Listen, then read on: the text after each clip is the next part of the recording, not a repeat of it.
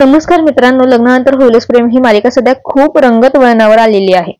मित्रांनो, या मालिकेतील सर्वच पात्र प्रेक्षकांची मन जिंकताना आपल्याला पाहायला मिळत आहेत. मित्रांनो, आता सँडीने जे आहे ते वसू हत्येविरुद्ध मोठा पुरावा देऊन नंदिनीला निर्दोष म्हणून सिद्ध केलेलं असतं. त्यामुळे आता नंदिनीने नंदिनी जे आहे ते रम्याला व वसू आत्याला योग्य दिशा देऊन जे आहे ते रोजचे वसू पुराण एकदाच मिटून टाकलेलं असतं. नंदीला न्याय मिळाल्यामुळे पार्थ आणि काव्या जीवा नंदिनी सगळ्यांनी जे आहे ते सुटकेचा मोकळा श्वास घेतलेला असतो. मालिकेमध्ये पुन्हा पार्थ आणि काव्या व जीवा आणि नंदिनीच्या नवीन नात्याला सुरुवात होणार असल्याचं पाहायला मिळते.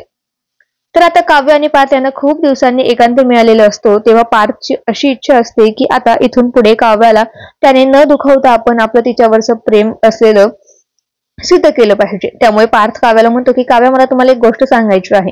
तेव्हा काव्य पार्थला म्हणते की अहो पार्थ, निसंकोचपणे तुम्ही मनात जे काही आहे ते बोला. तेव्हा पार्थ काव्याला म्हणतो की तुम्हाला कसं सांगू मी. तेव्हा काव्या म्हणते की अहो मिस्टर आर्किटेक्ट, तब्येत बरी आहे ना तुमची?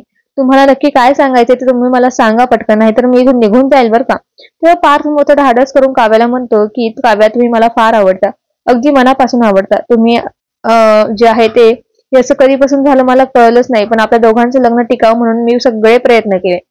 आता बघा, तुझी सगळी दुःख बाजूला ठेवून मी आता फक्त तुमच्यासाठी जगायला शिकणार आहे. पार्थ काव्याकडे असे म्हणतात, तेव्हा काव्य आणि पार्थ दोघे एकमेकांकडे बघत असतात. तर मित्रांनो, आता दोघेही खूप इमोशनल होतात. त्यामुळे आता पुढे काय होईल हे सगळं पाहणं रंजक असणार आहे.